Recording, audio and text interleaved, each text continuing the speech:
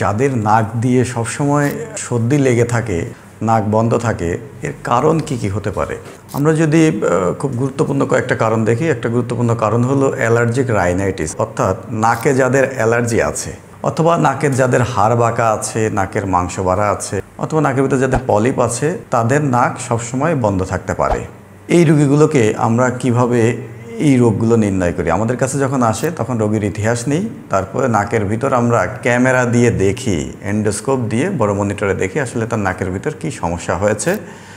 তারপরে যদি আমরা নির্ণয় করি যে তার অ্যালার্জিক রাইনাইটিসের জন্য হয়েছে বা অ্যালার্জির জন্য হয়েছে, আমরা তাকে কিছু পরামর্শ দিই যে এই কাজ করলে আপনি ভালো থাকবেন। আপনি অ্যালার্জি জাতীয় খাবার, যে খাবার খাইলে আপনার এই অ্যালার্জিক সিমটমটা বৃদ্ধি পায়, এই খাবারগুলো আপনি পরিহার করবেন। যে পরিবেশে গেলে আপনার এই সমস্যা হয় সেই পরিবেশে যাওয়া থেকে বিরত থাকবেন। আমরা কিছু মুখে খাওয়ার ওষুধ দিই, অ্যান্টিহিস্টামিন গ্রুপের কিছু ওষুধ দিই। অনেক সময় যদি তার সিমটমটা খুবই বেশি থাকে, ইন্ট্রাক্টেবল থাকে, আমরা তাকে স্টেরয়েড গ্রুপের ওষুধ খেতে দিই, নাকে ড্রপ দিই, নাকে স্টেরয়েড গ্রুপের কিছু স্প্রে আমরা ব্যবহার করতে বলি। এতে যদি রোগীদের কন্ট্রোল থাকে ভালো।